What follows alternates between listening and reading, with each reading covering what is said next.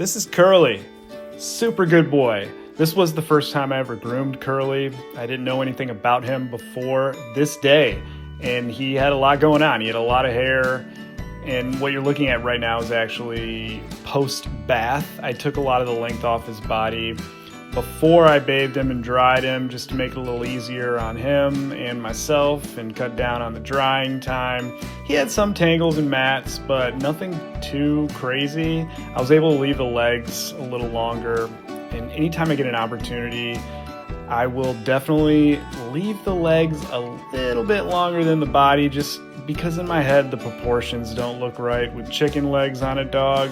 And personally, I have chicken legs. I know what it's like to walk around with chicken legs every day. It's, you can get self-conscious, and I'm sure dogs can get self-conscious with chicken legs too. Maybe they can't, I'm not sure. Either way, I like to try to keep the legs like 1 or 2 lengths longer than the body, and that's what I did with Curly. The owner indicated that she wanted to take him pretty short, but leave the muzzle a little longer. I said, I'll definitely try to do that for you. So that was my goal here. And right now I'm just kind of evening out the legs, trying to blend them into the body as much as possible. I'll always try to do my best to make sure there isn't any sort of like obvious lines where I go from short body to longer legs. I'll just always do the best I can to blend.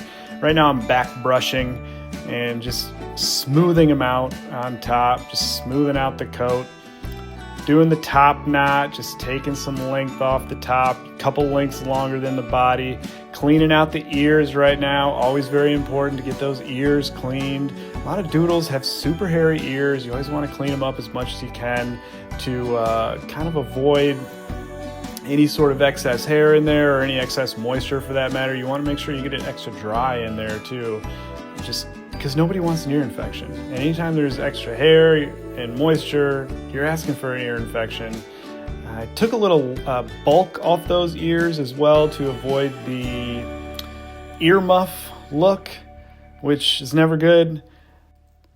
But a thing that is good is making that transition from the head to the neck area as seamless as possible, which is what I'm doing right now, just trying to blend them up. And some dogs are sensitive for their feet. Some dogs hate it when you touch their feet. Not Curly. He let me round out his feet. He let me do the nails and the paw pads with no issues at all. He was just a shining example of a dog that everyone would like to groom. He truly was. Right now I'm just doing a little back combing and blending and just trimming, just to try to make sure there's nothing sticking out, nothing looking funny.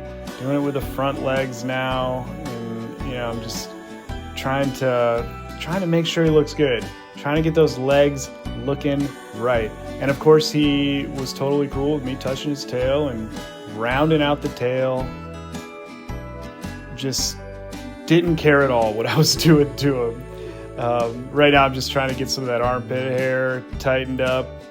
Every dog pretty much has some weird hair in their armpit that you might not notice at first glance, but it's there and it's accumulating, and that's another spot where mats will accumulate as well. And so sometimes you got to shave them out, which is what I'm doing right now, just cleaning out his armpits and blending some more, which Curly was totally cool with, just blending away, just trying to make that face look right, get the proportions right, trying to get it as round as I can. And he's done now. All he needs is a tie, which I provided, and there he is. That's Curly. He's such a good boy, and I'm looking forward to seeing him next time.